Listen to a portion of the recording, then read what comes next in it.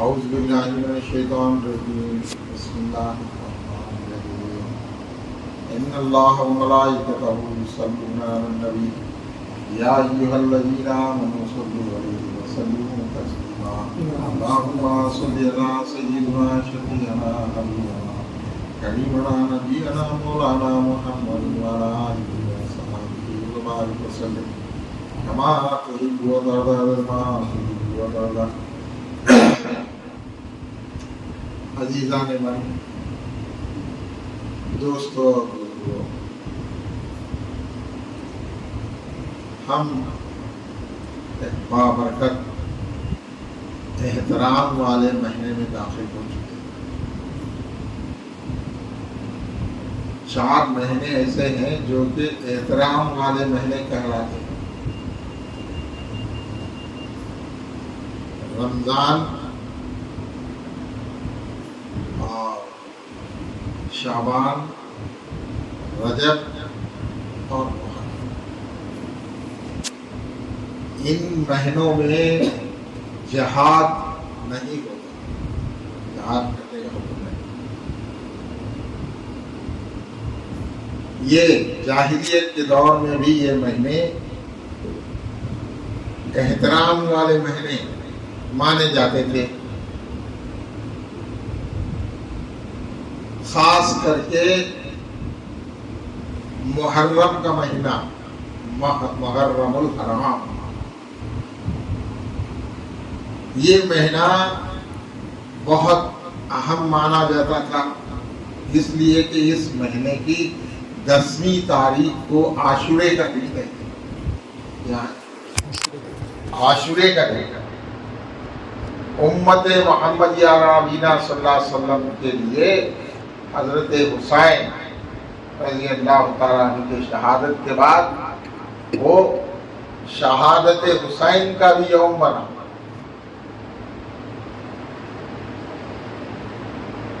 یہود و نصارہ کے پاس بھی یہ اہم تھا، یوم عاشورہ. یہود روزہ رکھتے تھے عاشورے کے دن. حضور اقدس صلی اللہ علیہ وسلم کے پاس کوئی صحابی آئے، یا رسول اللہ صلی اللہ علیہ وسلم، یہود جو ہے اس دن یعنی عاشورہ کے دن روزہ رکھتے ہیں، کیا ہم بھی رکھیں؟ کہا ہاں، ان سے زیادہ حقدار ہم ہی ہیں، لیکن ان کی مشابہت نہ کریں، ایک دن آگے یا ایک دن بعد جوڑ. 2 نفل روزوں کے بارے میں ایسا ہے. بہرحال یوم عاشورہ کی اہمیت جہالت کے دور سے، یہودیوں کے پاس اس کی اہمیت ہے. اس کی فضیلت کے بارے میں حضور اقدس صلی اللہ علیہ وسلم فرمائے ہیں.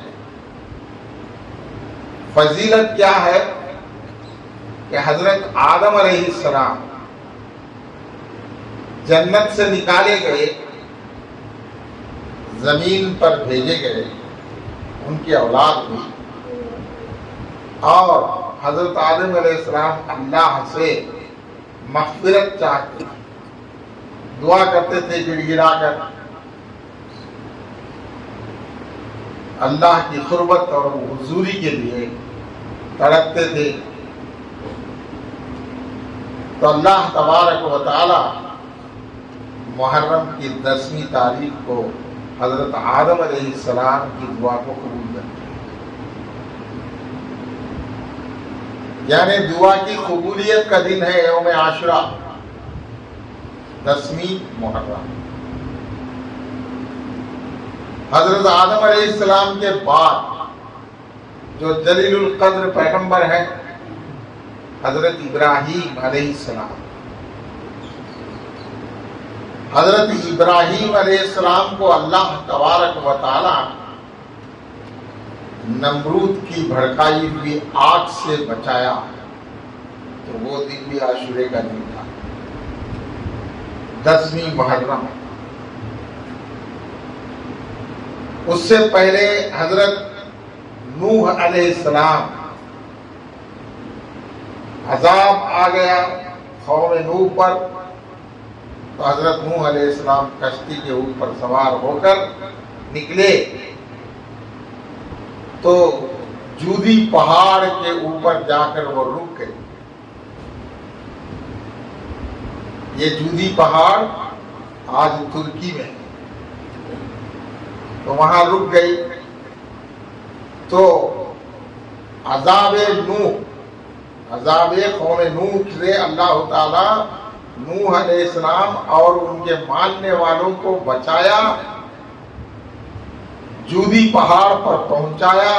تو وہ دن تھا عاشورے کا. اس کے بعد جلیل القدر پیغمبر حضرت موسیٰ علیہ السلام، تو فرعون کے ظلموں سے بچانے کے لیے بنی اسرائیل کو لے کر حضرت موسیٰ علیہ السلام نکلے. تو دریائے نیل سامنے آئی، اللہ کے حکم سے اس پر اپنے عصا سے مارا تو وہ 2 ٹکڑے ہو گئی، راستہ بن گیا.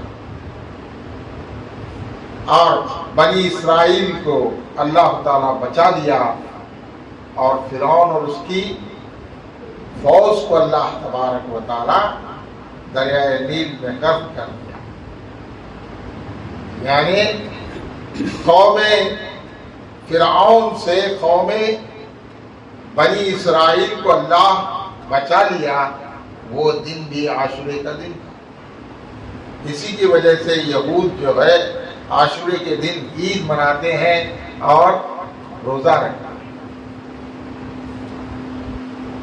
اس کے بعد جلیل القدر پیغمبر حضرت موسیٰ علیہ السلام کے بعد جلیل القدر پیغمبر حضرت ایوب علیہ السلام،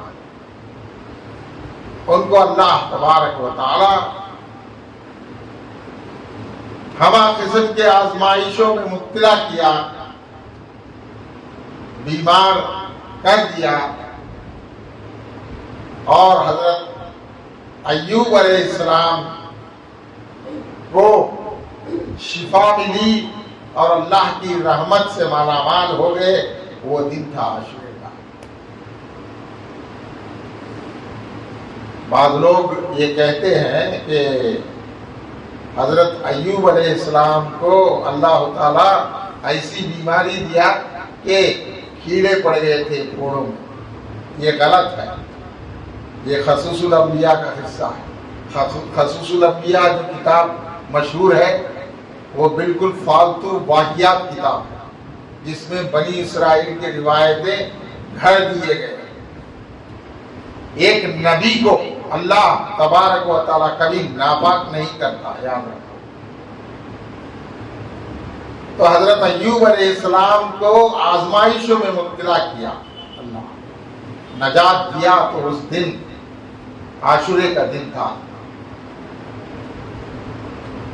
حضرت اسی دور میں لگ بھگ ایک جلیل القدر پیغمبر حضرت عزیر علیہ السلام قوم کی تکلیفوں کے برداشت کیے بغیر وہ باہر نکل گئے، اور اس وقت عذاب الہی آ چکا تھا. جیریکو جو شہر، یہ بچپن میں جیریکو میں پیدا ہوئے تھے بیت المقدس کے قریب، تو اس کو تباہ کر دیا تھا اللہ. یہ خطر کے اوپر جا رہے ہیں، اپنے ساتھ توشہ بھی ہے. تو جیریکو کو دیکھا، کہا اے اللہ یہ تیرا کیا معاملہ ہے، ایسے سرسبز و شاداب بستی کو نیست و نابود کر دیا. فوراً اللہ تبارک و تعالی عزیر علیہ السلام کو مردہ نیند عطا کر، مردے کے مانند سو گئے. کتنے سال سوئے؟ 100 سال سوئے. 100 سال سوئے. جب اللہ جگایا تو حضرت عزیر علیہ السلام سے فرمایا کہ تم اپنے گدھے کی طرف دیکھو، وہ بوسیدہ ہو چکا ہے. تم اپنے توشے کی طرف دیکھو، وہ تو گرم گرم ویسے ہی ہے کھانا. اب جیریکو کو دیکھو، وہ پھر سے آباد ہو چکا ہے. تو اللہ فرماتا ہے ہماری مصلحت میں تم کو دخل اندازی نہیں دینا ہے. ہم جو بولتے ہیں وہ کرنا تمہارا کام.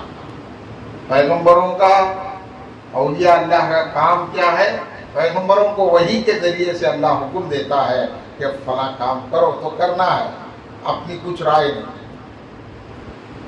اولیاء اللہ کو الہام کے ذریعے معلوم کرتا ہے، دل میں القاء کرتا ہے کہ جا تو یہ کام کر. آمنا صدقنا، جانا ہے کرنا ہے، اس میں چون و چرا کچھ بھی نہیں. جو اللہ کا حکم ہے اس پر عمل کرنا، یہ انبیاء اور اولیاء کا کام. تو حضرت عزیر علیہ السلام کو نجات ملی.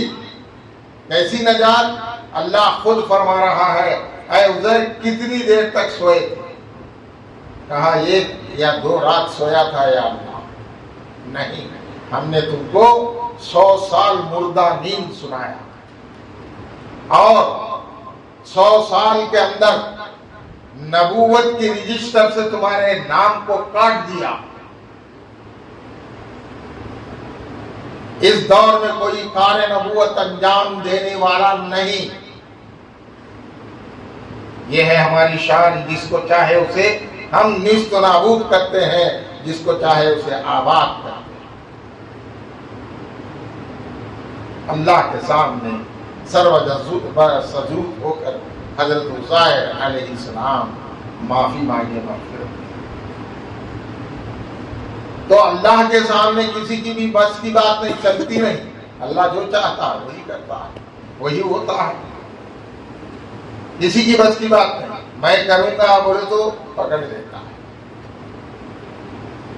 تو حضرت عزیر علیہ السلام کے لیے بھی 100 سال جو ہے مردہ نیند سلایا اللہ. کار نبوت انجام دینے والا کوئی نبی نہیں اس وقت. تو اللہ کی مرضی. آج کل کے تو لوگ جو ہے ہم کار نبوت میں کر رہے ہیں، کام کر رہے ہیں. نبوت کا کام، نبوت والا کام. نبوت والا کام کہاں ہے؟ نبوت والا کام تو خود بھوکے رہ کر دوسروں کو کھلانا ہے. بازو والا بھوکا رہا تو پیسہ جوڑ کر چھلا کو جانا، چھٹی کو جانا، یہ نبوت والا کام نہیں ہے. بھوکے کو کھلانا نبوت والا کام ہے. مجبور کو جو ہے ساتھ دینا نبوت والا کام ہے. بیمار کی عیادت کرنا نبوت والا کام ہے.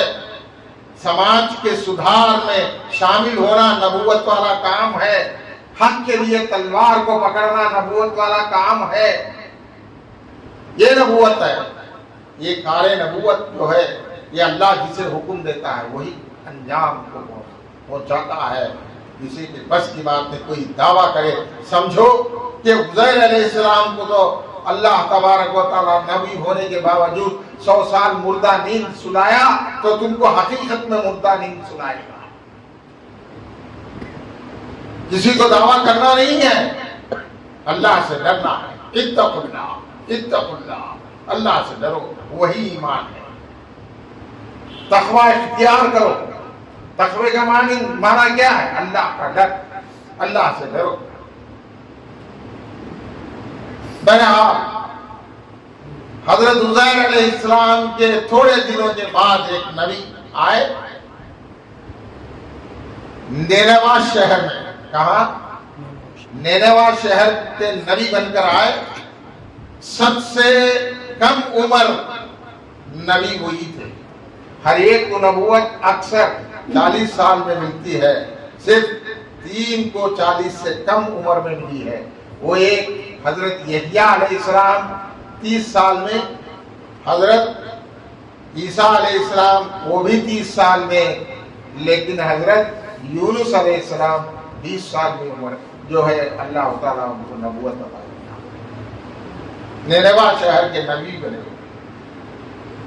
لوگوں کو سمجھاتے گئے لیکن مانے نہیں، تو یہ نینوا کو چھوڑ کر چلے گئے دریا کے کنارے۔ نینوا آج جو ہے مصر میں ہے، ایجپٹ میں،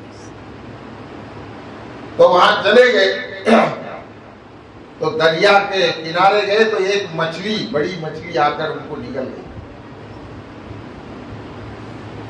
3 رات 3 دن یا 3 رات 2 دن مچھلی کے پیٹ میں رہے اور اس کے بعد اگل دی کنارے آ کر۔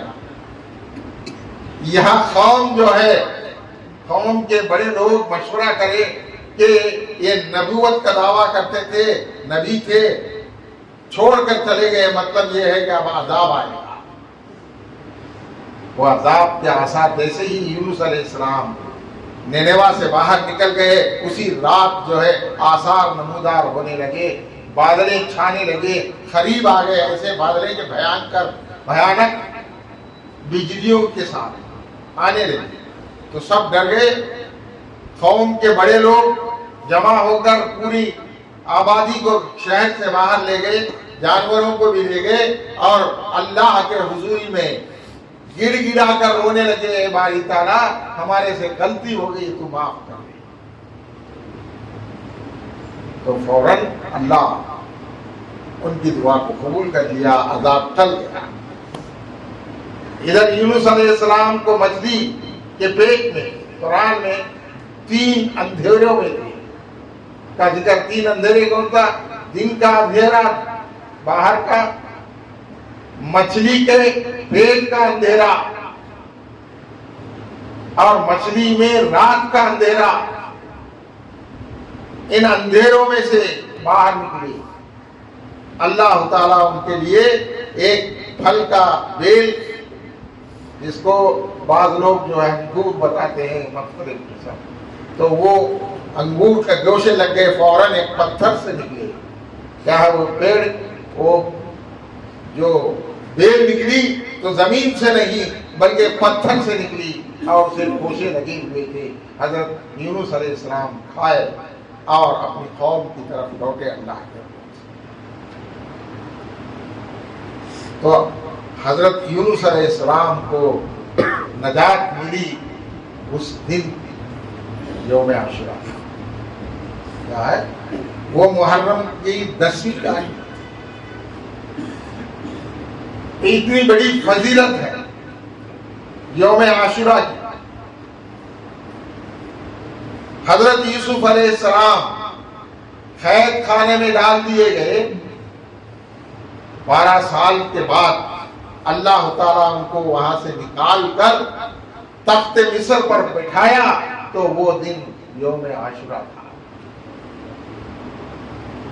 اتنی بڑی فضیلت والا دن ہے محرم کی 10ویں تاریخ، محرم کی 10ویں تاریخ۔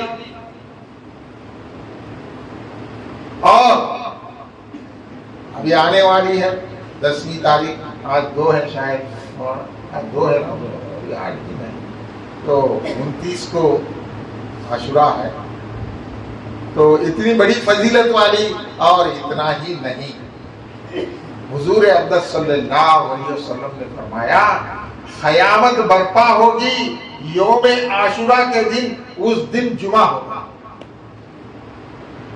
اس لیے صحابہ جمعہ آتے ہی ڈرتے تھے، کاش یہی جمعہ قیامت کا ہو نہ ہو۔ تو یوم عاشورہ کے دن قیامت بھی آئے گی اور اس دن جمعہ ہوگا۔ تو اتنی بڑی فضیلت والا دن آنے والا ہے۔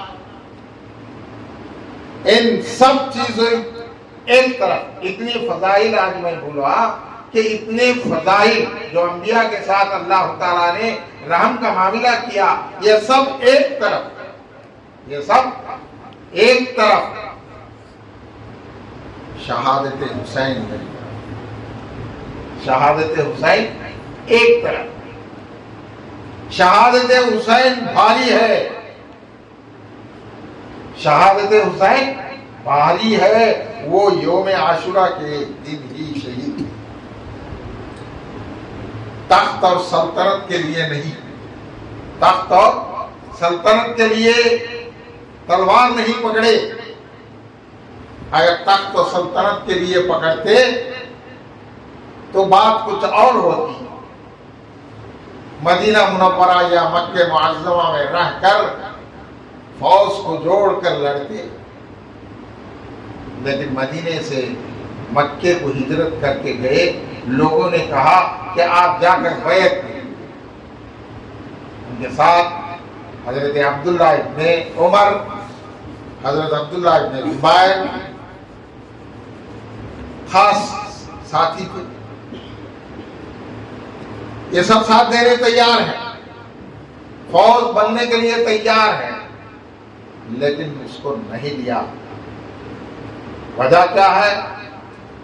حکومت کے لیے نہیں، تخت کے لیے نہیں ہے، بلکہ ایک راز پنہا ہے جو نواسہ رسول حضرت امام حسین علیہ السلام ہی جانتے ہیں. اسی لیے آخر وقت میں کہا جو جانے والے ہیں چلے جاؤ، جن کو مرنا ہے یہاں ٹھہرو. پہلے ہی معلوم تھا کہ ہم کو اپنی جانوں کو قربانی میں دینا ہے. یہ علم تھا، اس لیے کہ حضور اقدس صلی اللہ علیہ وسلم کی پیشن گوئی. کیا ہوا جی ٹائم؟ 10-15 منٹ. اس لیے کہ یہ موضوع ایسا ہے کہ کم سے کم 2 گھنٹے لگیں گے بولنے کے لیے. 1:45 تک میں انشاءاللہ مختصر بولوں گا. کبھی ہو سکے تو ایک بار لوگوں کو جوڑ کر 2 گھنٹے مسلسل کربلا کے واقعات کے بارے میں بولنا آسان. تو حضرت امام حسین علیہ السلام جو نواسہ رسول ہے، حکومت کے لیے نہیں لڑے بلکہ انسانیت کے لیے لڑے. تا قیامت انسانیت کو یہ سبق سکھانا چاہتے تھے کہ حق کے لیے جان پر کھیل کر لڑنا سکھایا. حق کے لیے، دولت کے لیے نہیں، حق کے لیے جان پر کھیل کر لڑنا سکھایا. ایک سبق انسانیت کے لیے، صرف مسلمان کے لیے نہیں بلکہ پورے کل انسانوں کے لیے یہ سبق ہے کہ حق کے لیے لڑو. حضرت امام حسین علیہ السلام کے بارے میں افسوس کہ مسلمان جانتے نہیں. ان کی شہادت کیوں ہوئی ہے جانتے نہیں. اس جو میں ابھی کہا کہ انسانیت کے لیے لڑے، تو ڈاکٹر بابو راجندر پرساد اپنے مکتوب میں لکھا ہے کہ میں امام حسین کو یہ جانا کہ کربلا میں انسانیت کے لیے وہ اپنی جان کی قربانی دی. بڑے بڑے غیر مسلم حضرت امام حسین کی جو ہے جان نثاری کے بارے میں تسلیم کرتے ہیں اور ان کے عقیدت مند ہوتا ہے. افسوس کہ ہم حضرت امام حسین علیہ السلام کی سیرت سے واقف ہیں. معلوم کر لینا ہے، ہر ایک کو معلوم کر لینا ہے. لوگوں نے چپ ایسے نہیں کہا کہ اسلام زندہ ہوتا ہے ہر کربلا کے بعد، چپ نہیں کہا، اس کی حقیقت ہے. اس لیے کہ کربلا کے میدان میں نواسہ رسول آل رسول کو ساتھ لے کر پورے کنبے کے 72 اشخاص، 10 عورتیں اور بچے، ٹوٹل 82 لوگ اپنے جانوں کی قربانی جان کر. 22,000 کی فوج ہے تو یہاں 72 لوگ لڑ سکتے ہیں؟ معلوم ہے امام حسین، لیکن ہم کو اپنی جانوں کی قربانی دینا ہے. کس لیے دینا ہے؟ کس لیے دینا ہے؟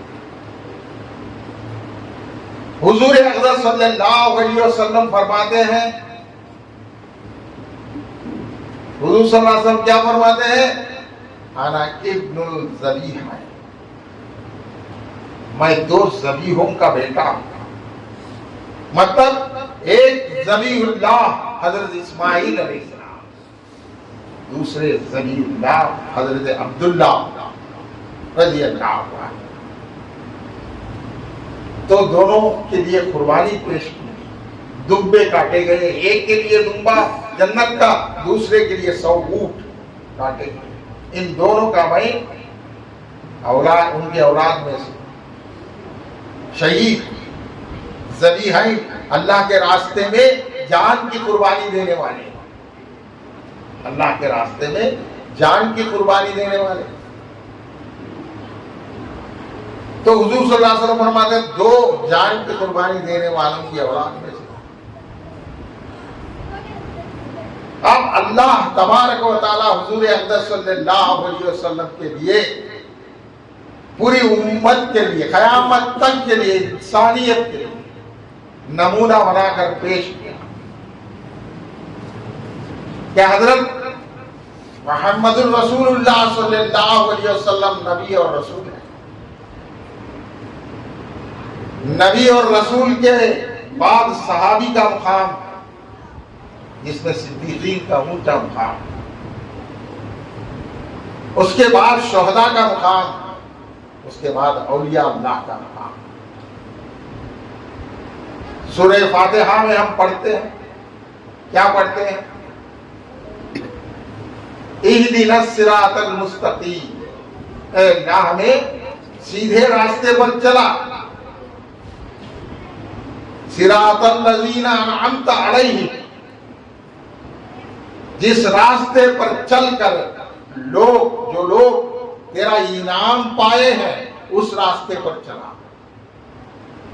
اب انعمت، انعام پانے والے کون ہیں؟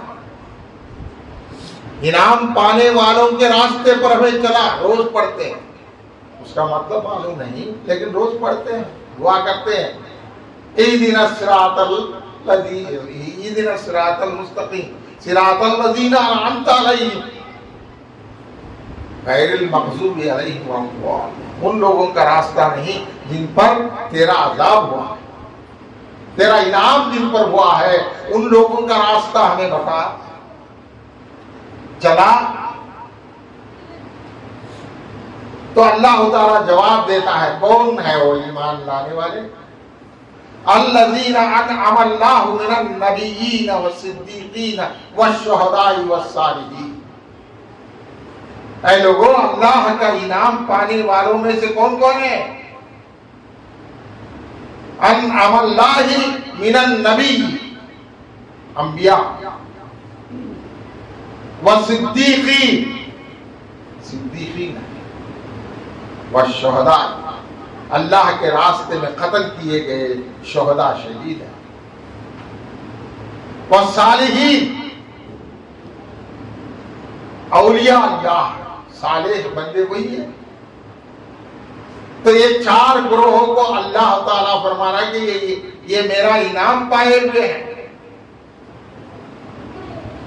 ہر ایک نبی کو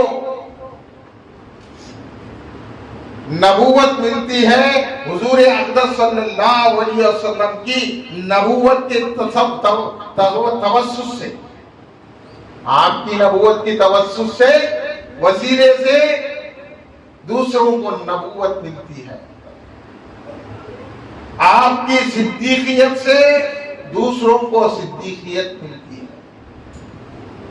آپ کی ولایت سے دوسروں کو ولایت ملتی ہے. اب رہی بات کے شہداء،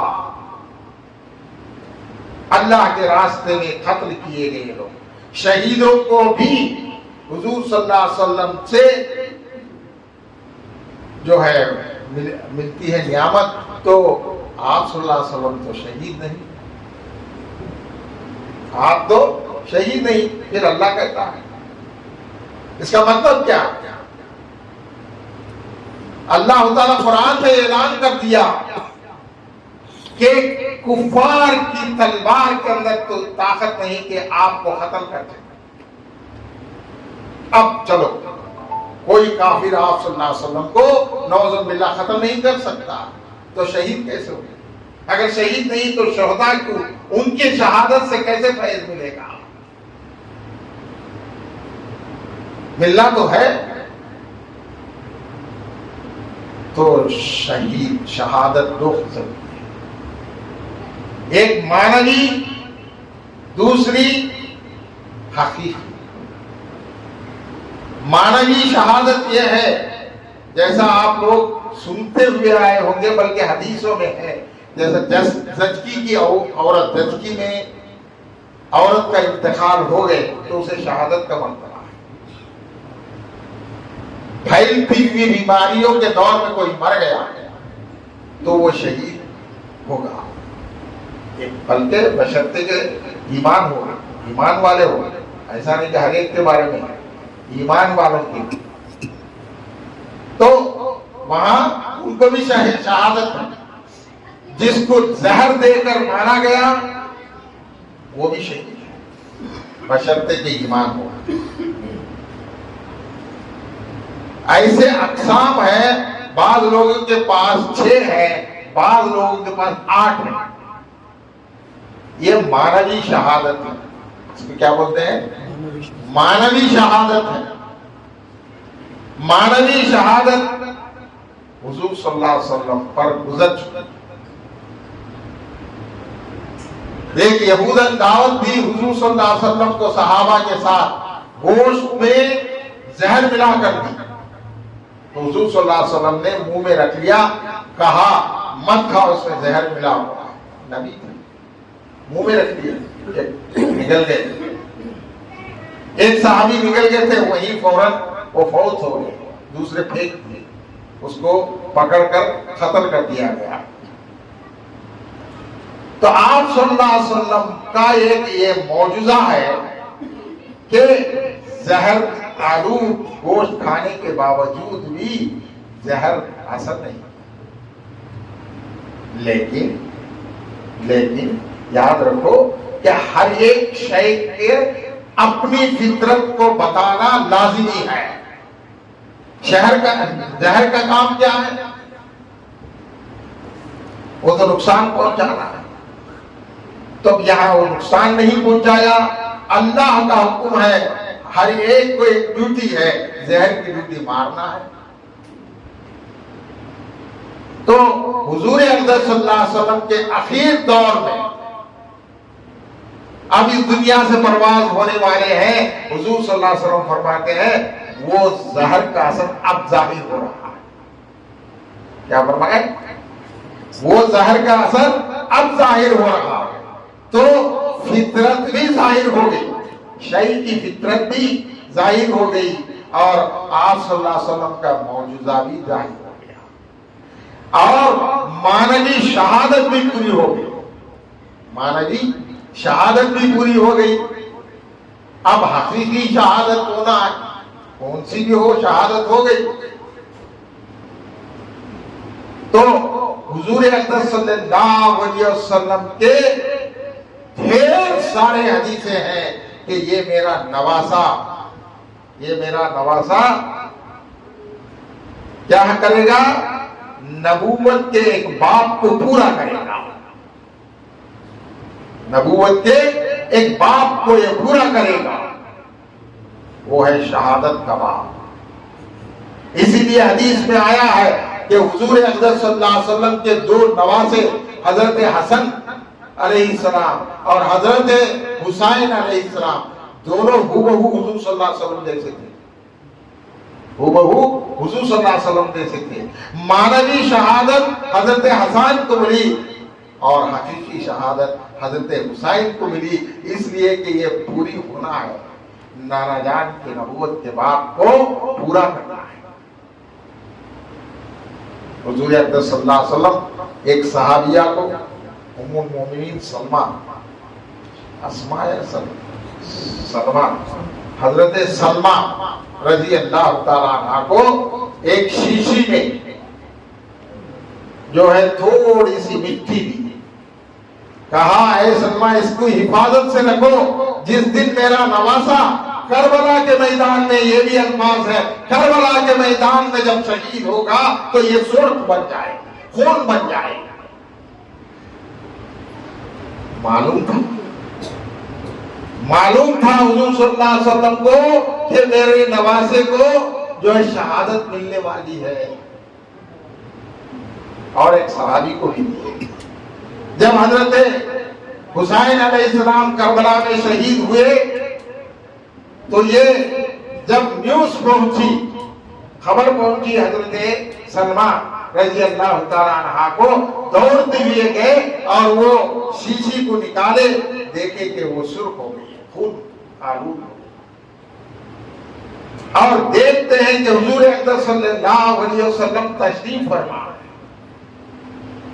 بعض لوگوں نے کہا کہ مشاہدہ حقیقی یا خواب، کہ حضور اکرم صلی اللہ علیہ وسلم تشریف فرما ہے، حضور صلی اللہ علیہ وسلم تشریف فرما ہے، بال بکھرے ہوئے ہیں اور بالوں کے اوپر گرد لگی ہوئی ہے، آنکھوں سے آنسو۔ تو حضرت اسماء نے کہا کہ یا رسول اللہ صلی اللہ علیہ وسلم آپ کا یہ حال کیسے ہے؟ کہا میں ابھی کربلا سے آ رہا ہوں، ابھی میں کربلا سے آ رہا ہوں، میرے نواسے کو ظلم کے ساتھ شہید کر دیا گیا۔ اس سے کیا پتا چلتا ہے کہ حضور صلی اللہ علیہ وسلم کربلا کے میدان میں بے نفس نفیس موجود تھی۔ کیوں موجود تھے؟ کہ باب نبوت کو پورا کرنا ہے میرے نواسے، ہمت ہارنا نہیں، پسپا ہونا نہیں، تیرے لیے ضروری ہے کہ تو اپنی جان کی قربانی دے، اپنی جان کی قربانی دے۔ میں دیکھنا چاہتا ہوں تیری شہادت تیری نبوت کی تکمیل کا ایک حصہ بن جائے۔ تو حضور صلی اللہ علیہ وسلم آل رسول کی شہادت کو، ہر ایک کی شہادت کو اپنے آنکھوں سے دیکھا اور روتے ہوئے آنکھوں سے جو ہے آنسو جاری ہو رہے۔ ہمارے لیے آل رسول جو ہے قربانیاں پیش کی، وہ یہ مہینہ، وہ یہ مہینہ ہے کہ آل رسول امت محمدیہ نبینا صلی اللہ علیہ وسلم کے لیے قربانیاں دینے والا مہینہ۔ دیکھیں تو ایسی اہمیت والے مہینے کو یاد کرنا، ان کے نام پر اِیصال ثواب پہنچاؤ، اِیصال ثواب پہنچاؤ، کچھ کھانے کھلاؤ، کچھ پڑھ کر بخشو، کچھ پڑھ کر بخشو۔ تو آپ کو یہ اللہ تبارک و تعالیٰ، حدیث لمبی ہے، میں انشاءاللہ اور ایک بیان میں یہ سب بولوں گا کہ کیوں کرنا ہے۔ آج ایسے لوگ میدان میں آ چکے ہیں کہ خالد حسین یزید کو بزرگ ماننے والے، بیان میں سنا ایسے لوگوں کو جوتے دے کر مارو جو کہ ایمان کے ڈاکو ہیں، وہ آل رسول کی محبت کو دور کرنے والے، نبی صلی اللہ علیہ وسلم کے محبت کو دور کرنے والے، یزید کو نعوذ باللہ ایک شخص رحمت اللہ علیہ کہتے ہوئے میں نے سنا، وہ کہ ظالم شرابی زانی ہے، حضرت حسین کو خلیل جو ہے قتل کرنے والا۔ آج بیانات کرتے ہوئے نکلے لوگ، یہی بیان کرتے ہیں، کیا بیان کرتے ہیں؟ دلوں کے اندر سے ایمان کو ایمان کے نام سے مٹا دینا، یہ تحریک چل رہی ہے۔ اللہ تبارک و تعالی ہمیں عشق رسول سے نوازے، ہمارے دلوں کو منور فرمائے، اور آل رسول کی محبت ہمارے دلوں میں بےوس ہو جائے. ہم کو آل رسول کے دینی جذبے کو آگے لے جانے کا جو شوق اور ہمت استقامت عطا فرمائے. اقول قولی ھذا واستغفر اللہ